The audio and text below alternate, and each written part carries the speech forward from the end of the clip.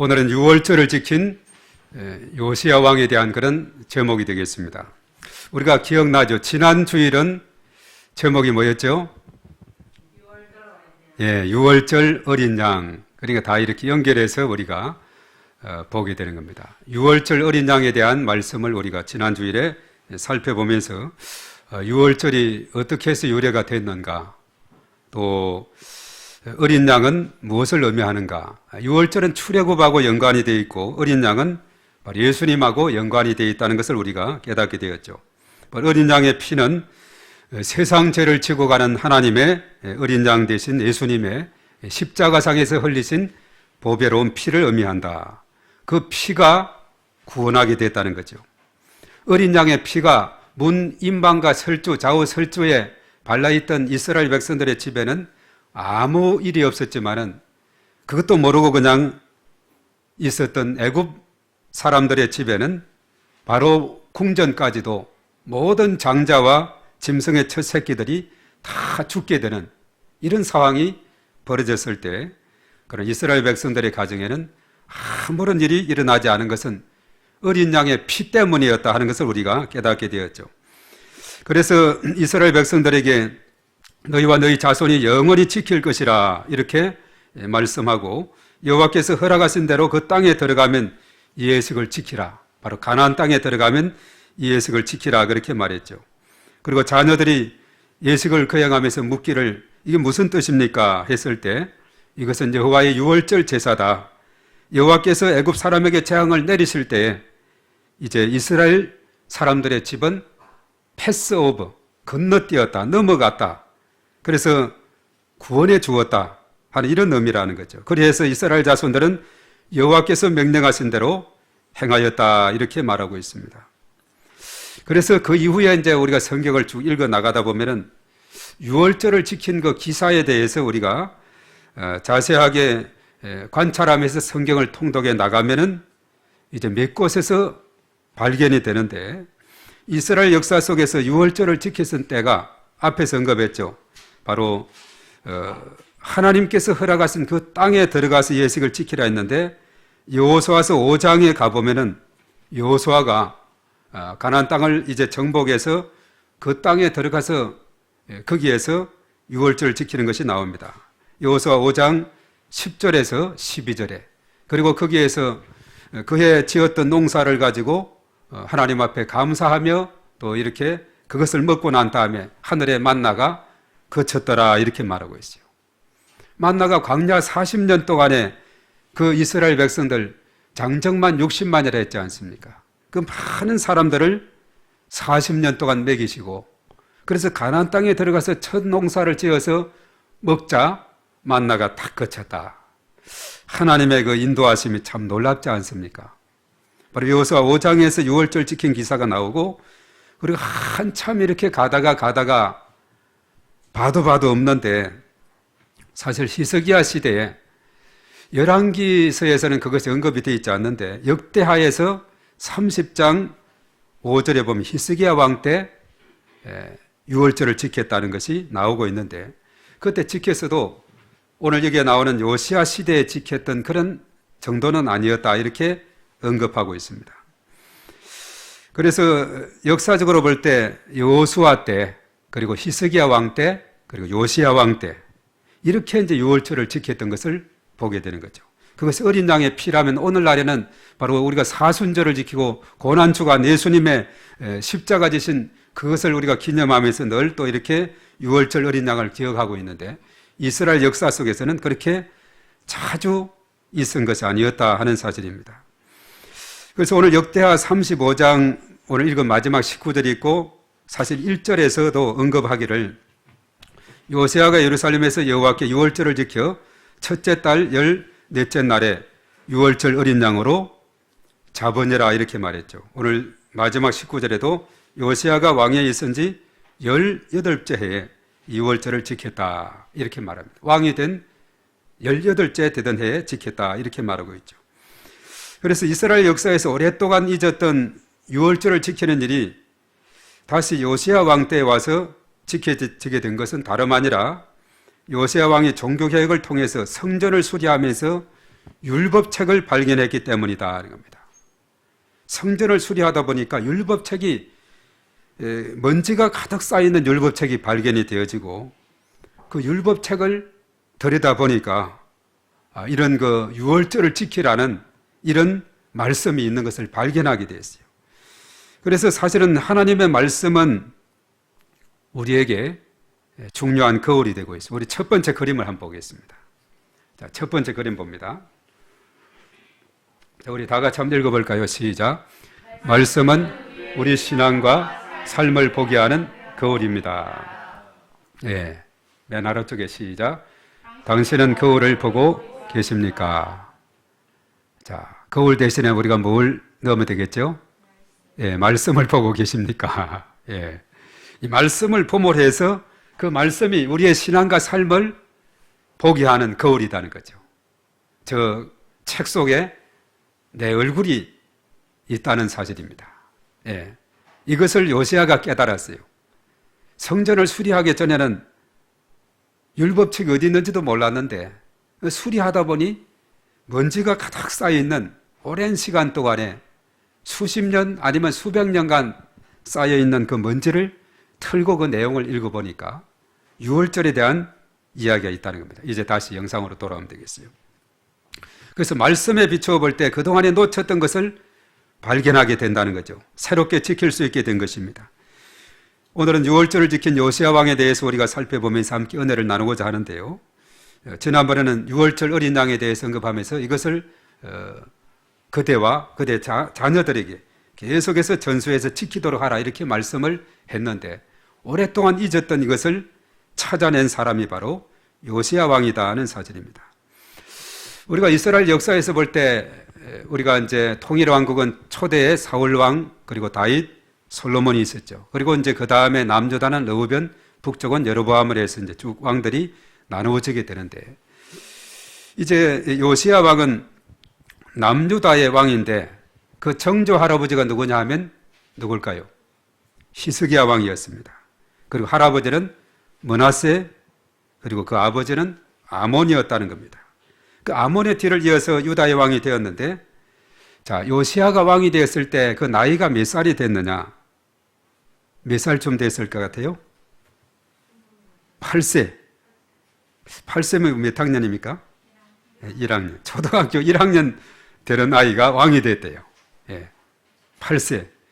8세의 왕이 돼서 31년 동안 통치를 했습니다. 참 많이 한 것 같죠? 그가 몇 세에 그러면 이 세상을 돌아갔죠? 예, 39살. 참 젊은 나이에 안타깝게 돌아갔어요. 그 사연에 대한 것도 오늘 읽은 본문에 그 다음에 보면은 나오게 되는 이따가 한번 살펴보겠습니다. 그래서 31년간 통치하고 39세에 세상을 떠났는데 머깃도 전투에서 그가 세상을 떠나게 돼요. 그 정조 할아버지 히스기야는 29년간 나라를 통치하면서 참 히스기야는 믿음이 좋은 왕이었죠. 국가적인 위기라든가 개인적인 위기도 믿음으로 하나님 앞에 기도함으로 잘 극복했던 사람이 히스기야 왕이었어요. 그 시대 예언자는 이사야 예언자였죠.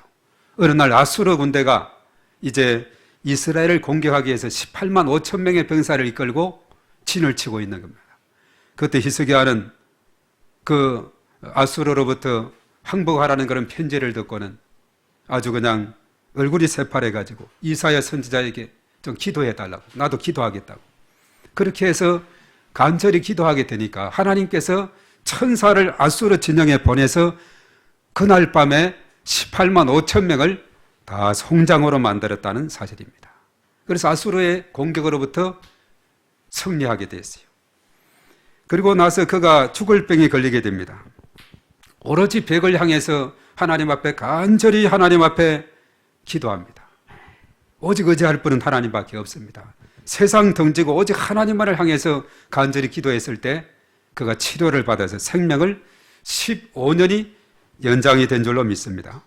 이런 개인적인 위기도 극복하게 됐어요. 그런데 참 역사는 신기합니다. 그 15년 연장되는 그 기간에 낳은 아들이 므낫세라는 왕이었어요. 이 므낫세를 낳게 되고 이 므낫세가 히스기야를 이어서 왕이 되는데 55년간을 통치하게 돼요. 55년간을 므낫세가 통치하게 됩니다. 이 므낫세는 그 아버지와 달라서 악한 왕이었어요. 우상을 섬기고, 사실은 므낫세 시대부터 유다가 점점점 기울어져 가고 있는 이런 상황을 보게 되죠. 참 아이러닉한 그런 상황이에요. 하나님 앞에 기도해서 그가 생명이 연장을 받은 15년 그 기간 동안에 낳은 아들 므낫세가 왕이 되었는데 55년간 통치하면서 온갖 우상들은 다 끌어모으고 유다가 그때부터 완전히 기둥이 틀어지게 된 거예요. 점점 내리막길로 가는 그런 상황이 되죠. 그래서 그 아들 아몬이 2년간을 통치하게 돼요. 아몬이 악한 왕이었는데 그의 신하들에 의해서 그가 죽게 됩니다. 그때 요시아의 나이가 몇 살? 8세였어요. 그래서 요시아가 왕이 된 거죠. 아마 아몬이 좀 한 20년 정도 이렇게 통치했다면은 그래도 8살이 한 18년이 더 지나면 그래도 한 20년, 6 정도 되는 청년이 될 텐데 이제 8살 되는 이 요시아가 왕을 차지하게 됐죠. 그래서 유다 16대 왕으로 요시아가 왕이 되는 것을 보게 됩니다. 그 어머니는 누구냐 하면은 여디다라는 이름을 지녔어요. 보스갓 아다야의 딸 여디다다 이렇게 말하고 있죠. 그런데 사실 이 8세의 왕이 돼서 제8년 그러니까 16세가 되었을 때 그가 다윗의 하나님을 간절히 찾는 내용이 역대하 34장 3절에 나오고 있어요. 그리고 이제 그가 왕이 된 지 12년이 되던 때는 이제 20살이 되던 때죠. 우상을 헐어버리고 우리가 역대하 34장 3절에서 7절에 보면은 그런 우상을 막 타파하는 이런 내용들이 거기에 기록이 됩니다. 그리고 이제 왕이 된 지 18년이 된, 그러니까 그가 26세가 된 그때는 성전을 수리하기 시작해요. 그래서 성전에서 율법책을 발견하고 그 책을 발견했을 때 그것을 이제 읽게 해서 듣게 되죠. 그리고 여호와께 묻도록 하고 또 백성의 귀에 들리고 나중에 언약식을 맺게 되는 것을 보게 됩니다. 언약식에 대한 것은 나중에 또 살펴보도록 하겠습니다. 자, 유다가 오랜 기간 동안에 우상 숭배에 빠져 있었던 상황이었는데 이 요시아가 그래도 믿음 좋은 왕으로 우상을 무너뜨리고 성전을 수리하면서 율법책을 발견하고 먼지 묻은 율법책을 읽고는 이스라엘 백성들이 그동안 잊었던 것에 대해서 깨닫게 됩니다. 그래서 6월절에 대한 것은 율법책에 너무나도 잘 기록하고 있는데 너희와 너희 자손이 영원히 지키라고 이렇게 분명히 기록을 했는데 깜깜이 잊어버렸어요. 그래서 다시 요시아 왕을 통해서 그동안 잊어버렸던 6월절을 다시 찾게 됐는데, 자, 이것을 우리가 보면은 열왕기하 23장 21에서 23절에 보면은 이제 요시아가 언약책에 기록대로 예루살렘에서 6월절을 지켰다 했는데 그때 그렇게 설명하고 있어요. 사사시대 그리고 왕정시대를 포함해서 이렇게 6월절을 지킨 적이 없었다. 그러니까 이스라엘 역사에서 얼마나 오랫동안에 6월절을 지키지 않았는가. 조금 전에 언급했죠. 그 역대하 30장에 가서는 히스기야 왕이 지켰는데 이렇게 대대적으로는 지키지 않았던 것 같아요. 그래서 사사시대, 왕정시대를 포함해서 이렇게 6월절을 지킨 적이 없다라고 그렇게 말하고 있습니다. 이렇게 훌륭했던 이 왕이 좀 오랫동안 통치했더라면 므낫세가 기울어뜨린 그 나라를 바로 세울 수 있었을 텐데 오늘 읽은 본문의 다음에 바로 보면은 요시아가 39살에 죽게 돼요. 왜 죽게 되느냐? 애굽의 바로 느고가 우리는 유다에 대해서는 피해를 입히지 않을 것이고 저 북쪽의 아수르를 우리가 공격하기 위해서 천상 유다 땅을 우리가 지나가야 되겠는데 전혀 유다에 대해서는 피해를 입히지 않을 테니까 우리 군사들이 그 땅을 지나갈 수 있도록만 허락해 주라고 요청이 있었어요. 그런데 요시아 왕은 절대 그것을 허용하지 않습니다. 이제 애굽의 바로 느고가 군대를 이끌고 유다를 지나가는데 요시아가 이제 머깃도라는 곳에서 가서 진을 치고 오기를 기다렸죠. 그런데 거기에서 요시아가 활에 맞아서 중상을 당하고 예루살렘으로 후송이 됐지만은 그가 죽게 되는 이런 처우를 맞았어요. 만약에 우리가 건너갈 때 피해를 입히지 않는다 했으니까 조용히 건너가시라 하고 그냥 뒀으면 살았을 텐데 거기 나가 싸우다가 그가 39세에 안타깝게 이 세상을 떠나게 됩니다. 그리고 나서 유다 역사를 보면 그 아들 여호아스가 왕이 되고 그리고 여호야긴, 시드기야 급속도로 유다 나라가 기울어져 가는 우리가 지난번에 예레미야서를 통해서 살펴봤죠. 그리고 이제 시드기야 왕 때 바벨론에서 완전히 멸망을 당하는 이런 역사를 우리가 보게 되는 것이죠. 하여튼 그래도 요시야는 히스기야 그 이후에 믿음 좋은 왕으로서 이렇게 종교개혁을 일으킨 그런 왕이었다 하는 것입니다. 그리고 유월절을 찾아서 다시 지켰던 왕이었다 하는 것을 우리가 기억하게 됩니다.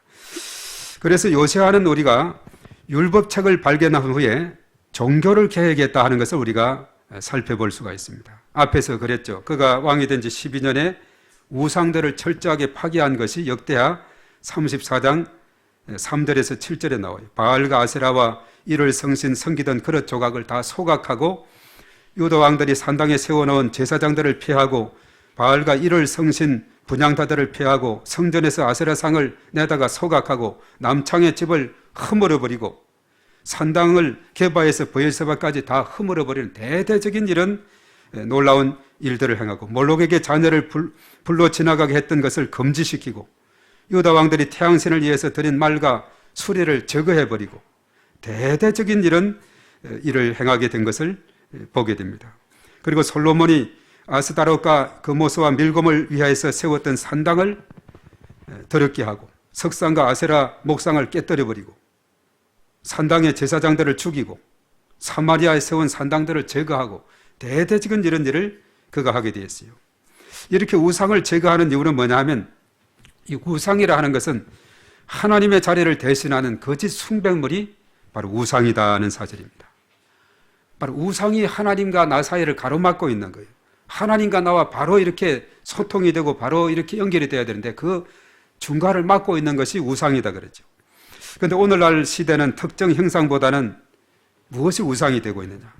현대인들에게 있어서 어떤 재물이라든가 또 명예라든가 권세라든가 이런 것이 우상이 될 수가 있다는 거예요. 그것 때문에 하나님을 멀리하게 된다면 그것이 우상이 된다는 겁니다. 그래서 사실은 요시야는 그것을 가감하게 철폐해버렸어요. 성전을 수리하면서 율법책을 발견하게 되었죠. 대제사장 hil기야는 모세가 전한 여호와 율법책을 발견하게 되고 서기관 사반을 통해서 그 율법책을 왕 앞에서 읽게 하는 겁니다. 그리고 여선지자 훌다는 율법책을 왕에게 해석을 하는 역할을 했어요. 그래서 율법의 말씀을 듣고 깨달은 요시야는 그야말로 그가 크게 각성하면서 대대적인 종교개혁을 일으키게 되는 것을 보게 되는데 또 우리 두 번째 그림을 또 한번 보겠습니다. 자, 글씨 보입니까? 오른쪽에 다 같이 읽어봅니다. 시작. 독일의 화가 폰 카롤스펠드의 작품 성선 수리 중에 발견한 율법책에 나와 있는 하나님의 말씀을 듣고 요시야 왕이 옷을 찢는 순간을 묘사한 작품이다. 자, 저기 읽는 분은 서기관 사반이 율법책을 왕 앞에서 읽었다 그랬죠. 오른쪽에. 그래서 그 율법책 앉아서 듣다가 요시야가 일어서서 그냥 옷을 팍 찢어버리는 이런 장면을 이제 독일 화가가 오늘 이 말씀을 근거해서 그림을 그린 장면입니다. 아주 이해가 되죠. 율법책을 읽고 마음이 찔린 게 됩니다. 그래서 옷을 찢었다 그랬어요. 그래서 왕이 율법의 말씀을 듣자 자기 옷을 찢었다고 오늘 19절에 말씀하고 있고 역대하 34장 19절에 말하고 있고 27절에는 이렇게 말하고 있어요. 내가 이곳과 그 주민을 가리켜 말한 것을 네가 듣고 마음이 연약하여 하나님 앞 곧 내 앞에서 겸손하여 옷을 찢고 통곡하였으므로 나도 네 말을 들었노라 여호와가 말하였느니라 하면서 요시야가 그 말씀을 들었을 때 통곡을 하는 그런 장면이 나오고 있습니다. 이제 그 다음 장면을 한번 보겠습니다. 다음 그림. 자, 이것은 왕은 유다 백성과 함께 하나님 앞에서 언약식을 맺는 그런 장면이 나오고 있어요. 이것은 열왕기하 22장 역대하 34장에 나오고 있는데 언약식을 맺어요. 자, 이것은 여기에서 볼 때 왕이 사람을 보내 유다와 예루살렘 모든 장로를 불러 모으고 여호와의 전에 올라가며 유다 모든 사람과 예루살렘 주민들과 제사장들과 네 사람들과 모든 백성이 노소를 막론하고 다 함께 한지라 왕이 여호와의 전안에서 발견한 언약책의 모든 말씀을 읽어 무리의 귀에 들려주고 왕이 자기 처소에 서서 여호와 앞에서 언약을 세우되 마음을 다하고 목숨을 다하여 여호와를 순종하고 그의 계명과 법도와 율례를 지켜 이 책에 기록된 언약의 말씀을 이루리라 하면서 우리가 전심으로 하나님을 섬겨야 된다고 그렇게 하면서 이런 대대적인 언약식을 거행하는 장면이 여기에 나오고 있는 것을 보게 됩니다. 그래서 32절에 보니까 예루살렘과 베냐민에 있는 자들이 다 여기에 참여하게 하며 예루살렘 주민이 하나님 곧 그의 조상들이 하나님의 언약을 따르니라. 그 조상들의 언약을 따르니라 이렇게 말씀을 하고 있습니다. 다시 이제 영상으로 돌아오면 되겠습니다. 그래서 왕은 유다 백성들과 함께 이제 예루살렘에서 유월절을 지키게 돼요. 그것이 오늘 이 35장, 역대하 35장에 나오고 있죠. 마지막 19절에 요시아가 왕위에 있은 지 몇 년째라 그랬어요? 18년째 되던 그 해에 유월절을 지켰다 이렇게 말하고 있고 그 35장 1절에 그랬어요. 요시아가 예루살렘에서 여호와께 유월절을 지켜 첫째 달 14째 날에 유월절 어린 양을 잡으니라. 어린 양의 그 피, 그것이 바로 죄를 정결케 한다는 의미죠. 그래서 사실 요시아는 너무나도 훌륭한 그런 일을 했지만 안타깝게 애굽의 군대, 바로 느고의 군대를 막다가 39세에 그가 젊은 나이에 이 세상을 떠나게 됐고 참 안타깝게 됐지만 그러나 요시아에 대한 평가는 우리가 열왕기하 23장 24, 25절 이렇게 말하고 있어요. 요시아와 같이 마음을 다하며 뜻을 다하며 힘을 다하여 모세의 모든 율법을 따라 여호와께로 돌이킨 왕은 요시아 전에도 없었고 후에도 그와 같은 자가 없었더라. 이것을 말해서 전에도 없었고 후에도 없었다. 이것을 뭐라 그러죠? 한번 전무후무하다 이렇게 말하고 있죠. 자, 그렇지만은 그 다음에 열왕기하 23장 26, 27절에 그러고 있어요. 그러나 하나님께서 유다에 내리신 진노를 돌이키지는 아니했다. 왜냐? 므낫세 때문이다 라고 그렇게 말하고 있어요. 그러니까 히스기야의 그 아들 므낫세가 얼마나 그 악한 일을 장장 55년 동안에 유다 땅에 이렇게 행했는가를 우리가 알게 되죠. 요시아가 31년간 통치하고 이렇게 성전을 대청소하면서 율법책도 발견하고 유월절도 다시 지키고 이렇게 해왔지만은 그러나 그것은 역부족이었습니다. 므낫세 때문에 유다에 내린 하나님의 진노를 돌이키지 아니했다 이렇게 말하고 있죠. 그럼 우리가 이스라엘 역사 속에서 남유다의 왕들 중에 16대 요시아 왕은 정말 믿음 좋은 왕이었다. 안타깝게 일찍 죽었지만은 믿음 좋은 왕이었다. 이렇게 우리가 기억을 하고 유월절을 다시 그가 찾아내서 지킨 왕이었다 하는 사실을 우리가 깨닫게 되는 거죠. 자, 우리가 이제 마지막으로 생각할 것은 뭐냐면 우리 한번 따라하겠습니다. 그리스도인의 삶은 말씀의 가르침을 기억하고 순종해야 합니다. 우리 그리스도인들은 하나님의 말씀이 바로 생명의 양식이거든요. 그래서 날마다 묵상하고 주일마다 우리가 그것을 성수하면서 말씀을 듣고 그 가르침에 순종하면서 나가야 될 줄로 믿습니다. 그렇지 않으면 객길로 가기 때문에 그랬어요. 히스기야 왕 때 이스라엘 백성들은 오랫동안 말씀을 읽고 유월절을 지키지 않았습니까?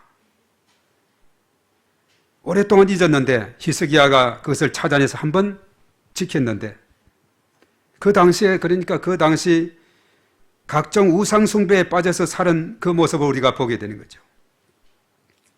그러나 므낫세 55년 아몬 2년을 지나는 동안에 유다는 완전히 황폐하게 됐지만은 요시아가 다시 그것을 일으키게 됐다는 겁니다. 유월절을 지키는 것은 구원해 주신 하나님을 기억하고 감사하며 경배한다는 그런 의미입니다. 교회는 하나님께서 베푸신 구원을 잊지 않도록 매 절기마다 되새기면서 감사하는 삶을 살아야 될 줄로 믿습니다. 그래서 우리 그리스도인들이 산다는 것은 그리스도 안에서 새로운 피조물로 살아가는 삶을 의미하고 있어요. 금년 우리가 이제 표를 여기에 크게 붙여놨는데 고린도후서 5장 17절에 뭐라고 했느냐? 그런즉 누구든지 그리스도 안에 있으면 새로운 피조물이라 이전 것은 지나갔으니 보라 새 것이 되었도다. 예. 그래서 2022년 새해 표어는 우리 한번 다 같이 크게 읽어봅니다. 시작. 그리스도 안에서 새로운 삶을 누리고 나누는 교회. 예. 자, 그리스도 안에서 새로운 피조물로 새로운 삶을 우리가 누릴 뿐만 아니라 내 혼자만 웅겨질 것이 아니라 손을 펴라, 내 손을 펴라 그랬거든요. 손 마른 자에게 예수님께서 내 손을 내밀라, 내 손을 펴라 그랬어요. 펴서 함께 나누는 삶을 우리가 살아가는 삶. 이것이 바로 금년 우리가 추구하며 나아가야 된다는 거죠. 내 혼자만 움켜쥐고 나만을 위해서 살아가는 이런 삶이 아니라 손을 펴는 삶을 사시기 바랍니다. 이것이 금년도 우리가 추구하는 바 목표가 되는 거예요. 우리가 사실 코로나19 상황이 사실 우리나라 첫 번째 최초 확진자는 2020년 1월 20일이었어요. 우한에서 온 중국 사람이었죠. 그때부터 이제 만 20년이 되도록까지 아직도 끝나지 않은 코로나 가운데 이런 어려운 상황 속에서 우리가 살아가고 있습니다. 그래서 정말 우리 주변에는 어려움의 그런 사람들이 너무나도 많이 있음을 우리가 깨닫게 돼요. 그래서 우리가 기도하고 기도만 할 것이 아니라 우리가 손을 펴서 도움의 손길을 펴서 이렇게 나눠주는 삶이 참으로 필요한 줄로 믿습니다. 우리가 연말이 되면 특히 그렇지만은 쭉 지나온 가운데 참 많은 저에게 도움이 요청이 와요. 그러나 우리가 한계가 있거든요. 그래서 우리가 선교비 같은 경우도 연말이 돼서 그것을 다 참고하고 기록하고 있다가 연말이 돼서 우리 범위 내에서 그래서 선교비를 우리가 다 들어온 대로 다 나누어 드리는 이런 삶을 살았어요. 그 사연들이 너무나도 참 아프고 참 어려운 그런 사연들이 많이 있는 것을 보게 됩니다. 그러나 그 한계 속에서 우리는 우리의 범위 속에서 나누어지게 돼요. 제가 전에 서울에 있을 때는 이 선교부를 제가 부목사 있으면서도 맡았는데 1년에 3억에서 5억 정도, 3억, 4억 정도가 선교비가 나가거든요. 그럼 다 연말이 되면 도와달라는 편지가 이만큼 와요. 그것을 이제 다 읽어보고 그래서 또 여기는 도와줘야 되겠다, 도와줘야 되겠다. 그래서 그렇게 1년에 3, 4억을 이렇게 선교비로 이렇게 선교사가 있고 이렇게 나가거든요. 우리는 그런 형편은 못 되지만 우리가 선교비 내는 이것은 정말 귀하게 쓰이는 그런 하나의 선교비가 될 줄로 믿습니다. 우리가 드리는 이 선교비가 너무나도 값진 선교비가 되는 거예요. 그 어려움 속에 있는 그 사회를 다 소개할 수는 없어요. 정말 때로는 질병으로 때로는 여러 가지 어려운 일들이 갑자기 생기고 이런 일들 또 코로나 상황에서 이런 어려운 일이 생기고 이런 가운데서 도움을 요청할 때 정말 더 주지 못해서 더 드리지 못해서 안타까울 그런 따름인 것을 깨닫게 되는 거예요. 그래서 내가 그리스도 안에서 이제 새로운 삶을 우선 내가 누려야 되고 내가 누리지 않으면 나눌 수가 없어요. 내가 사랑을 받지 않으면 그 사랑을 나눌 수가 없습니다. 내가 먼저 누려야 될 줄 믿습니다. 그래서 금년 한 해 우리 비전교회에 속한 모든 지체들마다 가정마다 일터와 사업장마다 하나님의 놀라운 축복이 임하시게 되기를 축복합니다. 그래서 우리가 먼저 누려야 돼요. 누리고 그리고 이웃에게 우리 오이코스들에게 나누고 지역과 민족과 열방을 향해서 확장해 나가는 이런 삶을 살아야 될 줄로 믿습니다. 그러기 위해서 얼마나 우리가 하나님 앞에 가까이 나아가게 되는가.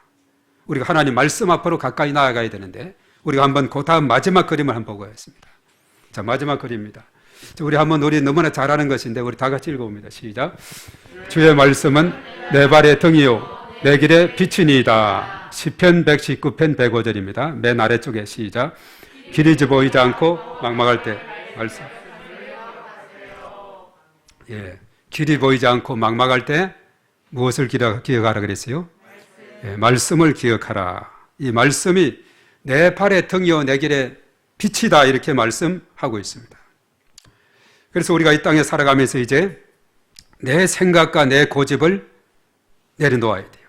우리가 열왕기하 5장에 보면은 이제 영상으로 돌아오겠습니다.